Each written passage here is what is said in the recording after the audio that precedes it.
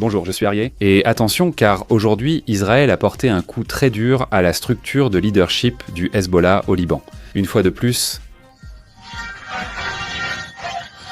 si vous consultez les informations traditionnelles, vous lirez qu'Israël a attaqué un bâtiment à Beyrouth et détruit un tunnel à Gaza. Juste des gros titres, sans contexte.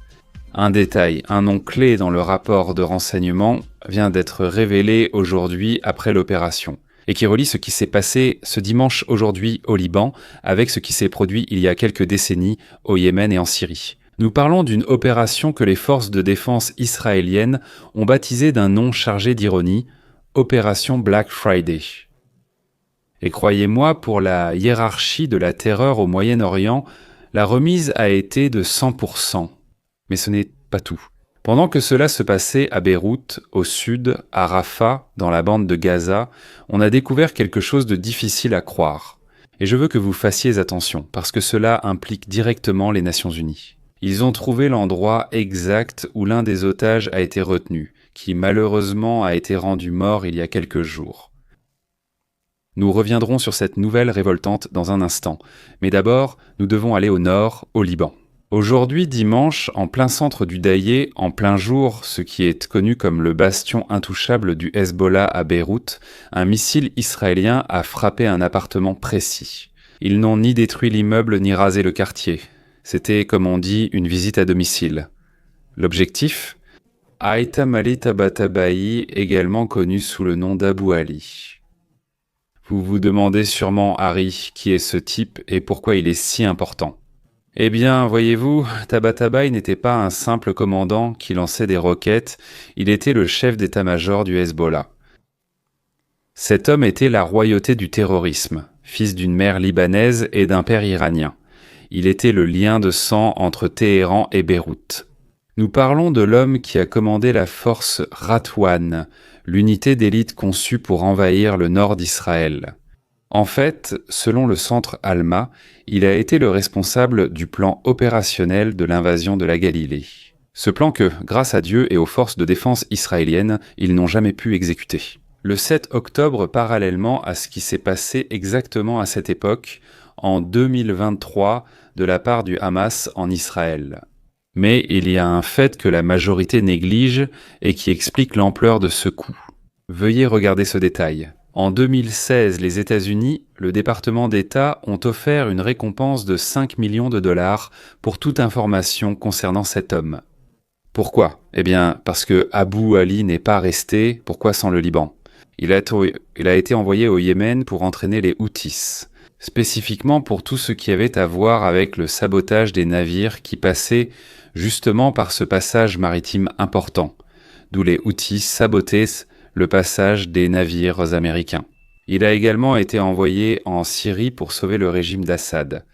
Il était l'architecte de ce que l'on appelle l'exportation de la révolution. Là où l'Iran avait besoin de feu, ils envoyaient là-bas Abou Ali avec les allumettes. Il a survécu à une tentative d'élimination il y a 10 ans en Syrie. On l'a cru mort au Yémen en 2022, mais finalement, aujourd'hui, sa chance a tourné. Maintenant, je sais ce que beaucoup d'entre vous pensent, et si je ne le précise pas, vous allez me l'écrire dans les commentaires.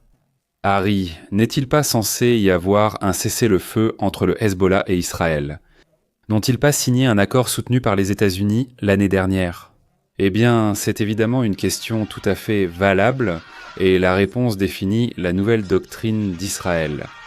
Oui, il y a un accord, le Hezbollah dit qu'il le respecte, mais en pratique. La réalité sur le terrain est que le Hezbollah essaie désespérément de se réarmer et de reconstruire son infrastructure à la frontière avec Israël. Nous l'avons documenté sur cette chaîne à travers plusieurs épisodes. Je vous ai montré divers exemples. Opération de Tsahal dans le sud du Liban, où ils ont tout découvert. Des tunnels, des infrastructures, des entrepôts d'armes, enfin tout ce que Tsahal a démantelé. Toutes les tentatives du Hezbollah pour essayer de se réarmer et, évidemment, préparer une future attaque contre Israël. Et voici la clé. Israël ne joue plus la carte de la retenue. Un responsable de la sécurité a divulgué une information clé sur l'opération à un média israélien. Il ne s'est écoulé qu'1 heure entre l'arrivée du rapport des renseignements et l'impact du missile sur la fenêtre de Tabatabai, seulement 60 minutes oncio. Les renseignements étaient si sensibles, si précis, qu'Israël a dû agir immédiatement. Le protocole n'a même pas permis de prévenir les Américains. Et je sais que beaucoup vont se demander comment ça prévenir les Américains. Eh bien, évidemment, tout cela fonctionne selon les protocoles, en comprenant qu'il existe un protocole de cessez-le-feu établi entre Israël et le Hezbollah. Le fait est que les Américains ont été informés pendant que l'opération était en cours, parce que la fenêtre d'opportunité n'était que de quelques minutes. Et Israël saisit ces opportunités instantanément, sans hésiter, afin de mener à bien ce type d'opération. La politique donc a. Comme l'a dit le fonctionnaire, Israël suit une logique d'application. Si l'accord est violé, s'ils essaient de se réarmer, Israël attaque. N'importe où, n'importe quand. De son côté, le Hezbollah s'est déjà prononcé sur l'attaque d'aujourd'hui. Mahmoud Koumati, vice-président du conseil politique du Hezbollah, a déclaré il y a seulement quelques instants. Et il a cité textuellement «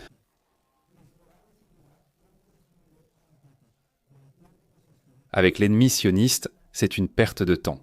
En tant qu'armée, en tant que peuple et en tant que mouvement de résistance, nous sommes engagés à arrêter l'agression. L'attaque d'aujourd'hui a dépassé une nouvelle limite. La direction du Hezbollah examine la réponse et elle seule prendra la décision. Très bien, donc nous resterons très attentifs. Même ici en Israël, une alerte a été lancée dans les différents médias, avertissant le nord du pays, près de la frontière avec le Liban, afin que l'on reste vigilant face à une possible attaque du Hezbollah contre cette zone d'Israël. Nous serons très attentifs et suivrons de près l'évolution de la situation, alors que les tensions avec le Hezbollah s'intensifient. Et laissons Beyrouth fumante et descendons vers le sud, à Gaza, plus précisément à Rafah. Mais avant cela, permettez-moi de vous adresser une invitation très importante. J'ai lancé une nouvelle section sur la chaîne, des mini-documentaires sur le Hezbollah. Franchement, ils sont excellents. Le public fidèle de cette chaîne, vous qui me regardez sûrement, est habitué aux informations que je vous donne, comme celles que je suis justement en train de vous donner aujourd'hui. Ces vidéos ont beaucoup de vues, mais vous n'êtes sûrement pas habitué à ce genre de série. Peut-être pensez-vous qu'il s'agissait d'une information sans impact. Ayant peu d'impact à l'époque et que vous l'avez manqué, je vous invite à découvrir ce nouveau format vidéo.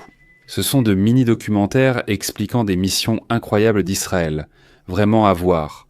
La partie visuelle et la narration vont sûrement vous sembler très attrayantes. À la fin de cette vidéo, vous trouverez une petite vignette où se trouve le dernier mini-documentaire dans lequel je vous raconte comment s'est déroulé le sauvetage des 4 otages à Gaza par les forces spéciales d'Israël. Un documentaire à ne pas manquer. Vous serez impressionné par la manière sophistiquée dont fonctionne le renseignement israélien, digne bien sûr de longs métrages entiers. Alors allez voir cette vidéo, si elle vous plaît, laissez un commentaire, faites-le moi savoir. Parce que si je vois vraiment que ça vous plaît, eh bien ce que je vais faire, c'est que j'en sortirai au moins un par semaine. Le documentaire que j'ai publié il y a seulement 2 jours s'appelle La mission suicide d'Israël. 4 otages en plein jour et un héros tombé. Je vous raconte toute l'histoire de la façon dont ils se sont infiltrés en plein jour au centre de Gaza. Regardez-le et dites-moi ce que vous en pensez. Si un enfant crie ou qu'un garde voit une arme, ils mourront. Bien, alors allons dans le sud d'Israël, parce que si ce qui se passe au nord est de la justice, ce qui se passe au sud est une révélation qui devrait faire honte au monde entier. Ces derniers jours, les forces de défense israéliennes ont découvert l'un des plus grands tunnels jamais trouvés dans toute la bande de Gaza.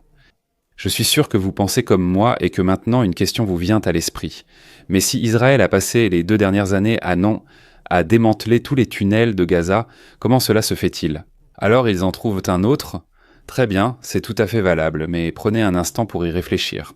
Un tunnel, même très long, n'a que quelques entrées et sorties, et ne mesure pas plus d'1,50 m de diamètre. Ces entrées et ces sorties, et astucieusement, il n'a jamais vraiment réussi à bien les cacher à l'époque. Donc, la seule façon de pouvoir trouver un tunnel, c'est littéralement de tomber dessus, de trouver ses entrées, ses sorties. Sauf s'ils sont très superficiels, c'est-à-dire que les tunnels ne sont pas très profonds. Eh bien, Israël dispose de la technologie pour pouvoir étudier le sol à environ 5 ou 6 mètres sous terre, mais dans ce cas c'est différent. Je veux que vous visualisiez cela. 7 km de long et environ 25 mètres de profondeur littéralement. Un tunnel colossal qui contenait 80 cachettes et des pièces de toutes sortes. Pour vous donner une idée, Tsekilan, 7 km, c'est presque la distance pour traverser tout le centre d'une ville capitale. Littéralement, c'est une ville sous une ville. Mais ce qui fait mal, ce n'est pas l'ingénierie ni les milliards de dollars qu'il a dépensés dans toute cette infrastructure de la terreur. Ce qui fait le plus mal, c'est ce qu'ils ont trouvé à l'intérieur. Dans ce complexe souterrain, les troupes ont trouvé des preuves médico-légales C'est là que le corps du lieutenant a été retenu. Hadar Golding, enlevé par le Hamas en 2014, que le groupe terroriste a remis mort il y a quelques jours, dans le cadre du dernier accord avec Israël. Des traces d'autres personnes enlevées ont aussi été retrouvées, selon les rapports médico-légaux. Pendant des années, la famille Goldin avait voyagé jusqu'à l'Organisation des Nations Unies pour demander une médiation afin que leur fils puisse être rendu. Et il s'avère que leur fils était sous les pieds de ceux-là même, qui étaient censés protéger les civils. Et voici le fait qui détruit toute la narration humanitaire du Hamas. Où passait ce tunnel ? Le rapport militaire est clair, évidemment étant si long, 7 km de longueur. Il passait sous des mosquées, sous des cliniques, des écoles, des jardins d'enfants et, écoutez bien, il passait sous des installations de l'UNRWA, celles des Nations Unies elles-mêmes. Cela fait des mois que nous le disons.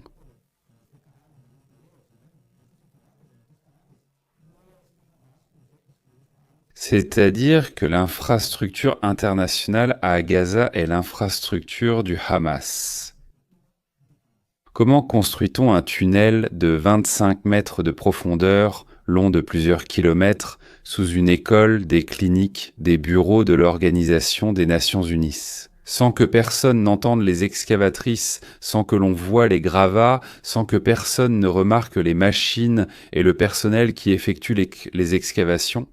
C'est littéralement impossible, la complicité est totale. Et la situation en ce moment dans ce tunnel est digne d'un film. Rappelle-toi qu'il y a 200 terroristes du Hamas piégés sous terre dans l'un des tunnels. Je l'ai déjà mentionné dans d'autres vidéos, c'est le même groupe dont on entend parler depuis des semaines. Les rapports mentionnaient environ 200 terroristes piégés dans la zone.